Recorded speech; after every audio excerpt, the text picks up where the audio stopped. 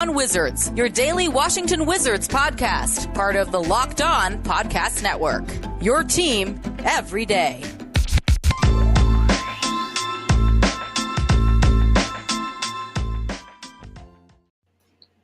What's going on, guys? Welcome back to another episode of Locked On Wizards. You know, you got your boy D and Ed. And today, I want to thank you guys for making Locked On Wizards your first listen every day. We are free and available on all platforms. I would love it if you guys subscribe to our podcast on Apple Podcasts and any other platforms. Follow us on Twitter. Subscribe to us on YouTube.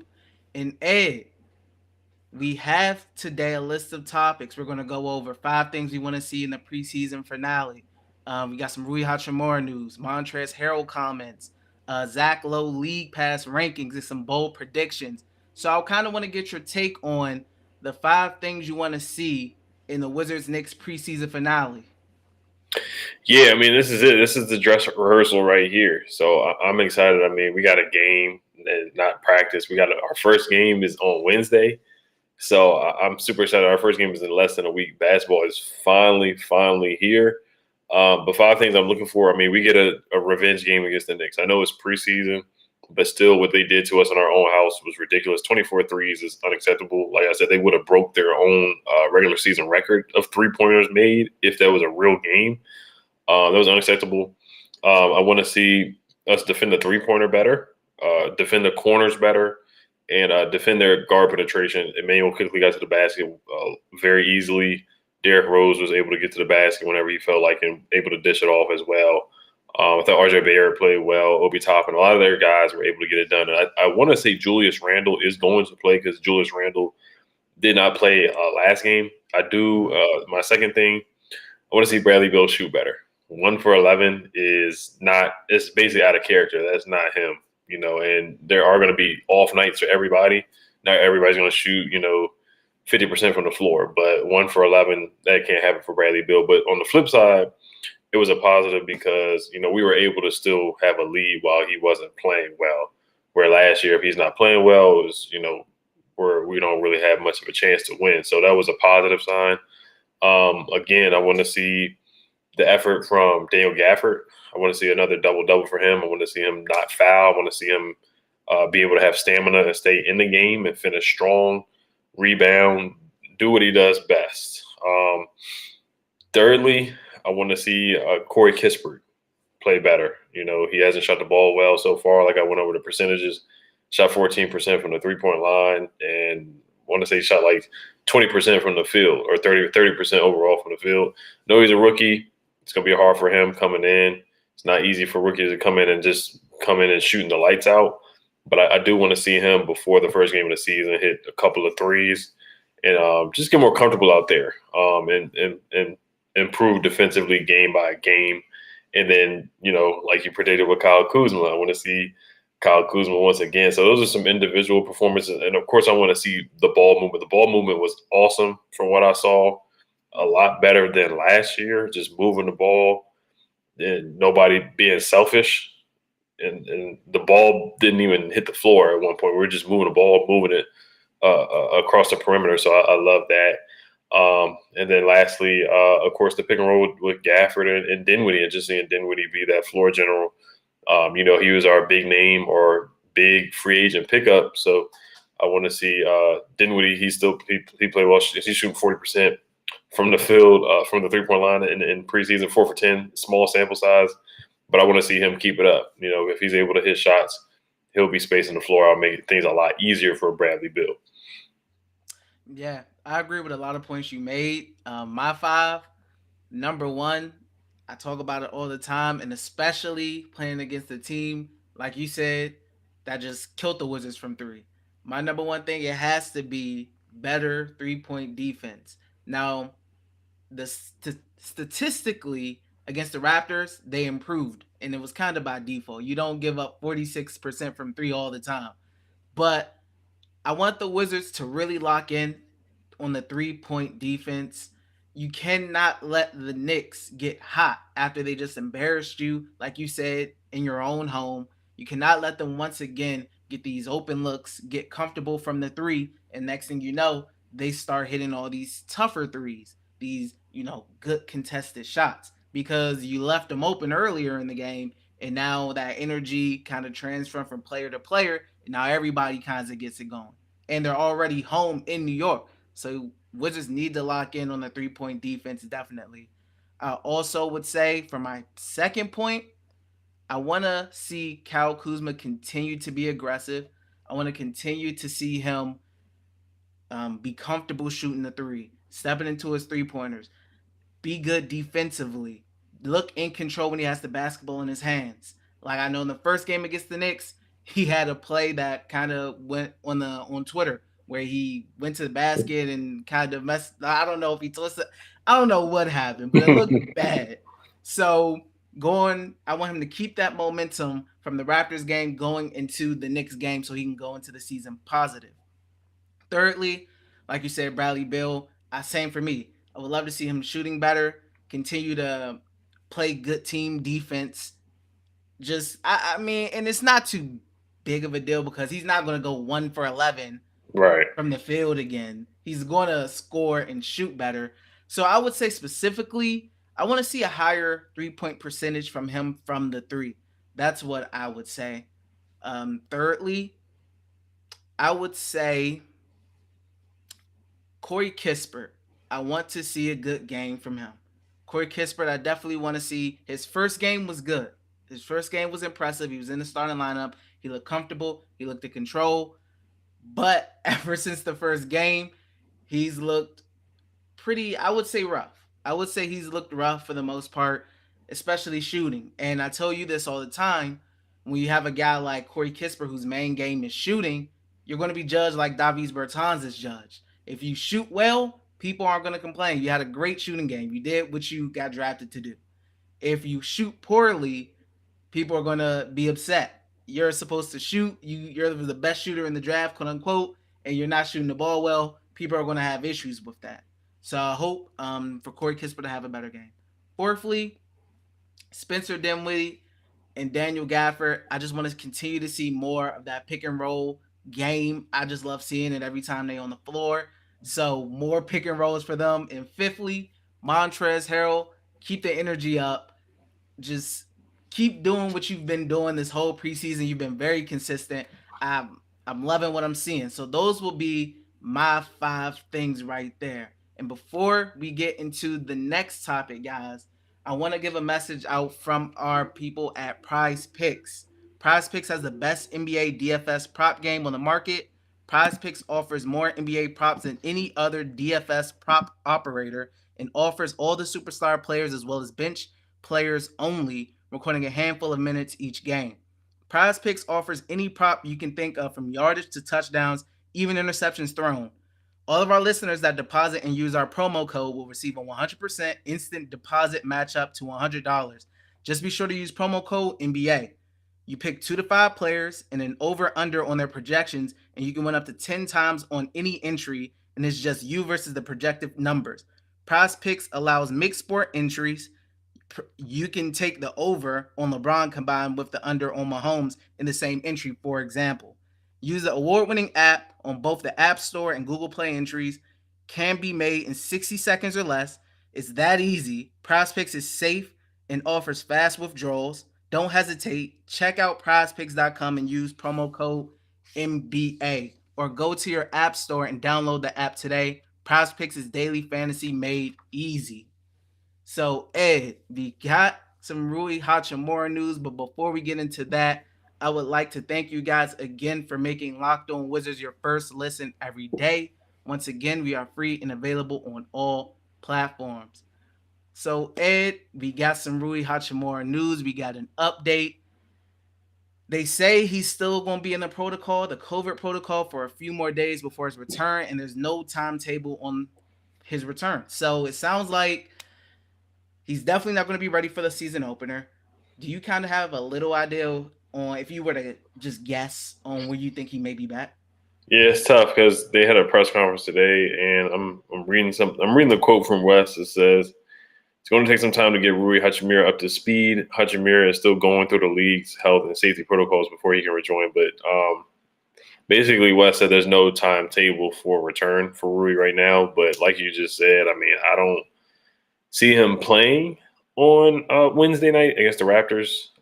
So I mean, I hope he can get back as soon as possible. But I was reading an article too where they're going to send him some video clips, and they've been talking to him, communicating with him as much as they can. Of course, he's behind the 8 ball, but communicating with Wes, learning the plays, the defensive schemes, just getting to know Kyle Kuzma, Trez, and Dinwiddie, getting the chemistry, just getting the feel of how Dinwiddie passes the ball, where Kuzma likes his spots, or where they could enter the ball to Rui at the mid post because he loves that mid range jumper. So it's. I really wish he could have been here for the training camp, and guys got there Labor Day where they were playing open gym and 5-on-5 and whatnot. But mental health is super important.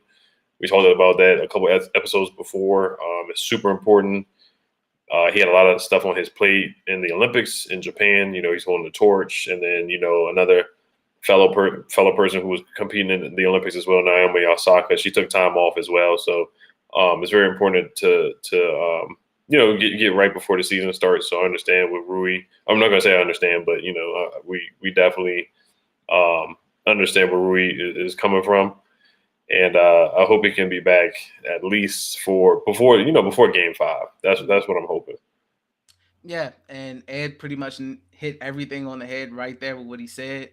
I just wanted to hit that note for you guys, for all you listeners. We got an update on Rui. Definitely wanted to let you guys know about that. And Montrezl Harrell, during his press conference, he had some interesting comments. To quote him, he said, "To be honest with you, we don't really have a lot of pressure on us, bruh. Nobody expects us to do anything for real. Reporters, league, nobody has us doing anything off the rip anyway. We're here to change the culture, go out there and win games." And also, Montrezl Harrell recites something that Bradley Beal often says to the team as well, which is, we're the Washington Wizards, bro. We've been overlooked forever. So, Ed, what were your thoughts when you see those quotes? I mean, that's a lot. I mean, he was honest. He was brutally honest. I mean, the Wizards, we don't have high expectations. I think our over-under right now is 34.5. And honestly, even when we were good with Death Row DC, nobody put a lot of respect on us at all, to be honest. Those were our heydays, and we never really got much respect. And I think Bradley Beal is saying that because, of course, every year he's on Twitter, he's vocal, his 2K rating, or him not making an All-NBA until this year, or him not making an All-Star that year where he was averaging 25, 5, and 5. So, him being on rosters where, we're not winning games, that we're going to be overlooked. And, being a Wizards fan, both of us being diehard Wizards fans, we haven't gotten over 49 wins since, 1979. We haven't won 50 games. Our last championship was 1978, so I hate to bring that up. But, I'm a Washington football fan, so, we haven't won much in basketball and football in D.C. in a long time. So it's easy to be overlooked. Both those teams, Washington football team was always overlooked. The Washington Wizards were always overlooked. So that hit me, being a Wizards fan, being a DC sports fan, for sure. We definitely feel that. But to change that, they got to win games. And I think Trez knows that. I think Brad knows that for sure. Hopefully that doesn't lead to Brad requesting a trade before the trade deadline. Like, he's tired of being overlooked. He wants to be in the spotlight where, let's say if he is in a big spotlight now, he'll be getting all NBA or all-star looks all the time just because he's in a bigger market. So that's what we're hoping doesn't happen with Bradley Beal. But, he was brutally honest there. And I like that underdog mentality. I hope they come in hungry.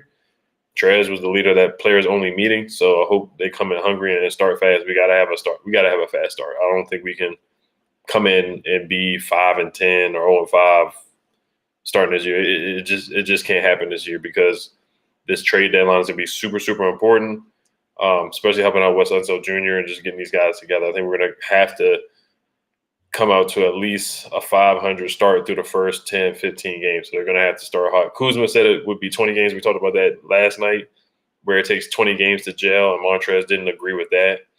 But he said he understood because it's just so many new guys, and you have Rui coming back, and you're going to have Thomas Bryant coming back. So it's just so many moving parts. So it's just interesting. And so many guys at the same position that can play well, like Davies is fighting for minutes. Denny's fighting for minutes. Rui is going to get his minutes. Now he's got to come back and really prove himself. It's a new coaching staff too. So not everything's just going to be given to Rui. So he still has to come in and play hard when he does come back. So he has some interesting quotes today for sure. Yeah, he definitely did. I found it interesting that the two, very brutal, very honest quotes Mm-hmm. came from two guys who came from the Los Angeles Lakers.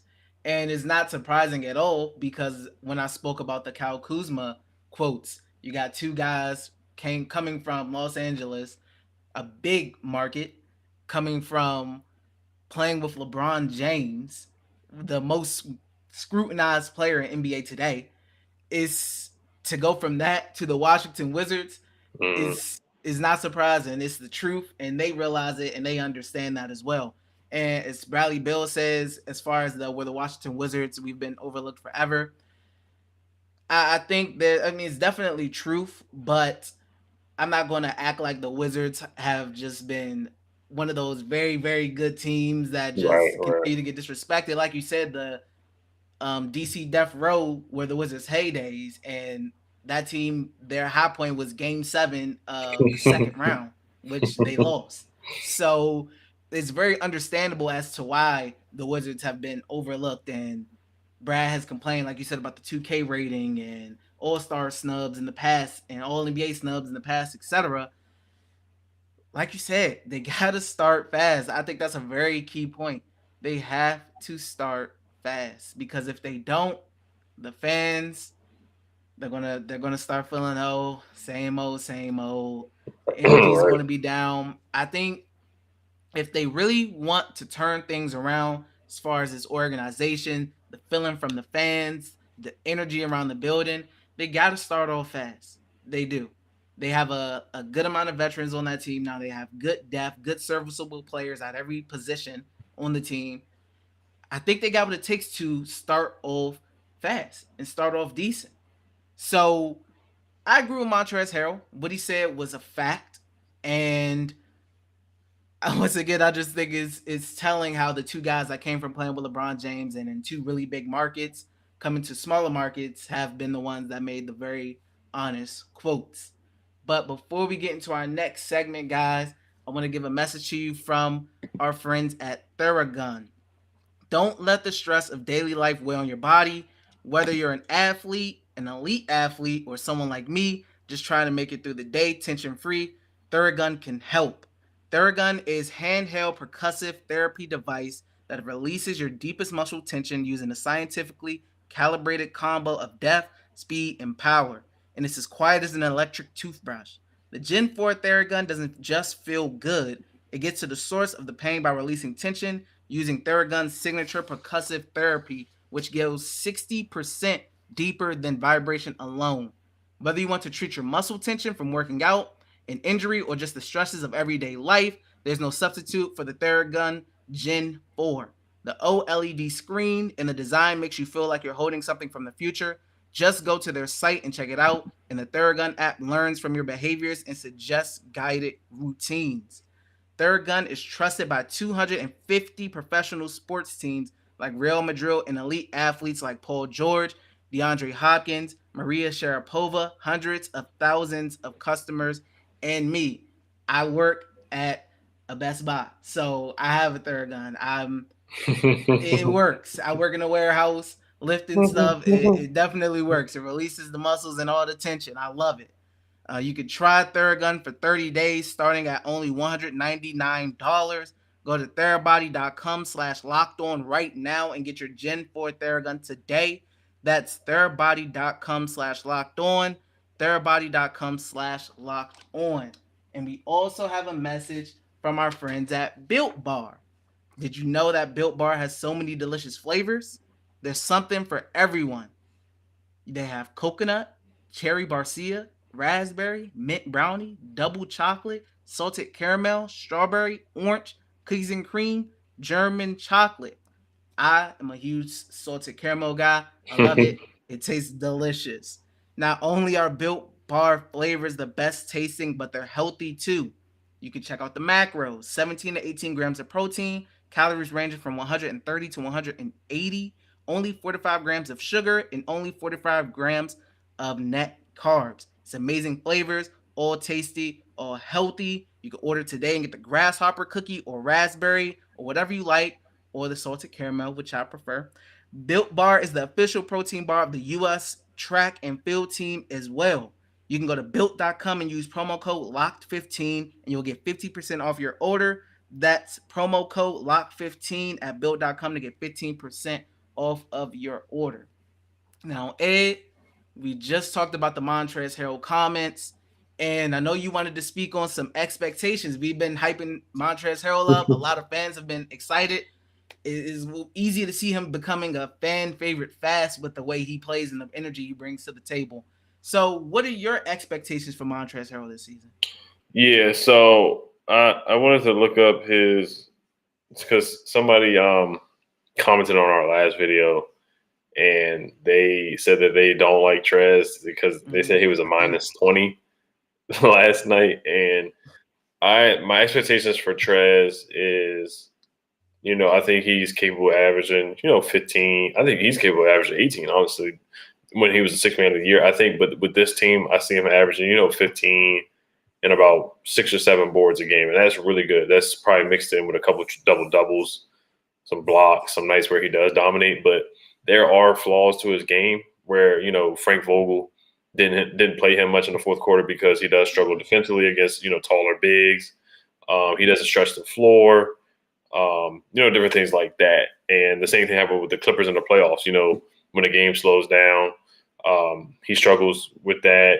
And like I said, guarding other bigs that can stretch the floor and shoot threes and shoot a hook shot over him. So there are flaws to his game. There are reasons why Frank Vogel sat him down. And then he had a strong comments last week where he said he dang near had a year off. He felt like he dang near had a year off with the Lakers. So those are the pros and cons. I just got the cons out the way with Montrez just to realize that he's not a perfect player. Nobody on this roster is a perfect player. We know that. But I do think he's going to contribute just being a vocal leader, just being that tough guy.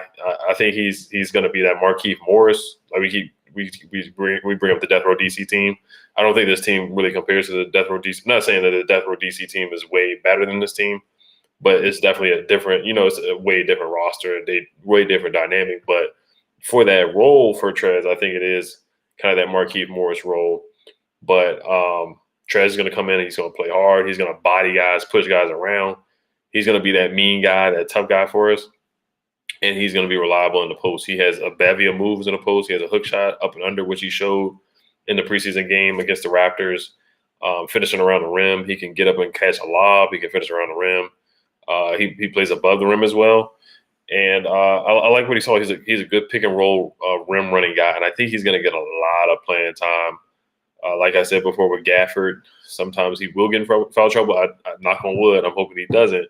But if there are nights where Gaff is off, then we know Trez is going to come in, pick up the slack, pick up the energy. He's going to get the crowd involved too. There's not going to be a night where we're not going to get energy from Trez. I don't think there's going to be a night where we won't get energy for Gafford either. That's the great thing about our bigs is just they're going to give 110% effort. So what I'm expecting from Trez, I'm expecting toughness, energy, 14 points, 6 boards. That's my expectations for him this year, and he is going to be a key piece in a push to the play-in or a push to the playoffs. We're going to need this guy. We're going to need him to contribute and be there every night. He's one of the older guys on the team. He's 28, and this is a young team. So he's going to be one of those veteran vocal leaders on the roster. Yeah, I agree with you, especially on the parts where he's definitely going to have the opportunity to play, especially with Thomas Bryant being out right now. And we know Daniel Gafford at times is going to be second quarters, and he's picking up his second foul. And on a really bad night, his third foul. Mm-hmm. So he's going to have the opportunity to go out there and play. I'm expecting what we've seen in the preseason. Him to bring the energy, him to be vocal, and him to really help this team. Now, we know Montrezl Harrell isn't, he's not the perfect player. He has his issues. Lakers were very justified and had their issues with the way he played. It just didn't work out, and he couldn't get those minutes with the Los Angeles Lakers. The Washington Wizards aren't the Los Angeles Lakers right now. Right. Thankfully for Montrezl Harrell. So what he can bring for us, I feel like outweighs the negatives and cons to his game that the Lakers felt like, especially with them being championship contenders, felt like they couldn't put him on the court. I feel like the Wizards and where the Wizards at, the positives are going to outweigh all those negatives. So I think something like even 11-5, I feel like off the bench is still very helpful, still very positive because you're talking about all the other things he brings too. That vocal leadership, that athleticism and that pick and roll game and just that energy. Energy, especially for a team that wants to run, is important. You want guys who can run. You want guys who can get out and bring energy, especially if you want to be a faster paced team, which we're accustomed to the Wizards being. And West said that the Wizards are still going to be one of those teams that are pretty high in pace. So those are our expectations for Montrezl Harrell right there. And towards the end of this, we want to get into some miscellaneous stuff, some miscellaneous Wizards news, a little fun stuff.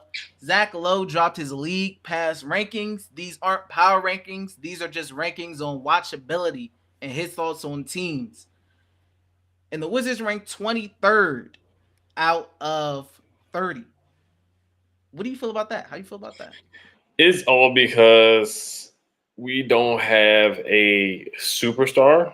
And Bradley Beal is an all NBA guy. Because I'm looking at the article what he wrote. So he said there is some indefinable drabness about the Wizards' experience. Something about their red, white, and blue jerseys doesn't work. So he talked about the jerseys as well, which I don't really care about.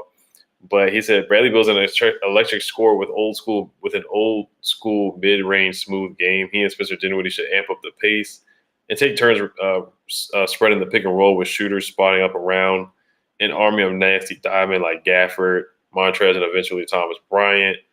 So he did compliment the Wizards. He said Drew Gooden is a candid and funny, brimming with behind-the-scenes stories. So he talked about the color analyst as well. Said Dinwiddie has a cool electric slide style, exaggerated sidestep three. Gave some props to Rui as well. Gave some props to Gafford. Said that Gafford tossed everyone's nonsense back once the Wiz stole him from the Chicago Bulls. He blocked 3.6 shots per 36 minutes in D.C. So he did give the Wizards some props, but I understand where he's coming from just because we don't have – you look at all the teams around the NBA, all the top teams, you look at the Lakers, they got 2 superstars. The Nets have 3 superstars if one of them plays. We'll see what happens with that. Look at the Bucks, Giannis and Chris Middleton's not a superstar, but Giannis is an MVP candidate. So that just balances the whole roster of watchability. The Warriors got Steph. So we just, Bradley Beal, I love Brad, but he's not in that superstar level with Steph, Bron, Anthony Davis, James Harden, KD. I think he's close, but as a superstar where the national media wants to market him, because we only have, 2 national TV games? I think we only have 1 national TV game. They didn't even want to give us one last year with Russell Westbrook. That's how, overlooked we were last year. And they finally started giving us some when we finally went on that run towards the end of the year. So that's probably why, if other guys can step up like Rui can become a star in this league, that's when we can finally get some watchability. So, we'll see. We got to wake these guys up, just like Trez said in the press conference. No, the national media, they don't care about us. We're overlooked right now. So we got to earn that respect and get that watchability and get games on ESPN and TNT and, not just NBC Sports Washington. Even though I love my NBC Sports Washington, that's what we got. We just got to win ball games. Yeah, and I'm not shocked by the 23rd ranking, especially when you lose a guy like Russell Westbrook. All of those eyes go away, and they're in Los Angeles now. So you look at the roster, you look at Bradley Beal, and everybody else is just pretty mid-tier level, So I'm not shocked at all that they were ranked 23rd. Like you said, you made a really good point. They didn't give us that many national television games with Russell Westbrook on the roster. So with Russ gone, it's no surprise they're ranked 23rd. I think that's understandable. They got to win games. At the end of the day, like you said, they got to win games. So we both pretty much agree on whether a rank we think is fair, a fair assessment on the team. And finally, before we wrap up, guys, me and Ed just want to get into our bold predictions. What do you got, Ed? Yeah, you got the hot hand right now. I'm gonna say, I'm gonna stick with Bradley Beal. That shooting performance was not up to his standards or to our standards of Bradley Beal. I'm gonna say he has 20 points in the first half. I think he's gonna come out guns a-blazing. 20 points in the first half. My backup bold prediction is Gafford, 4 blocks. Okay, I like that. Now, last game I went with Kuz.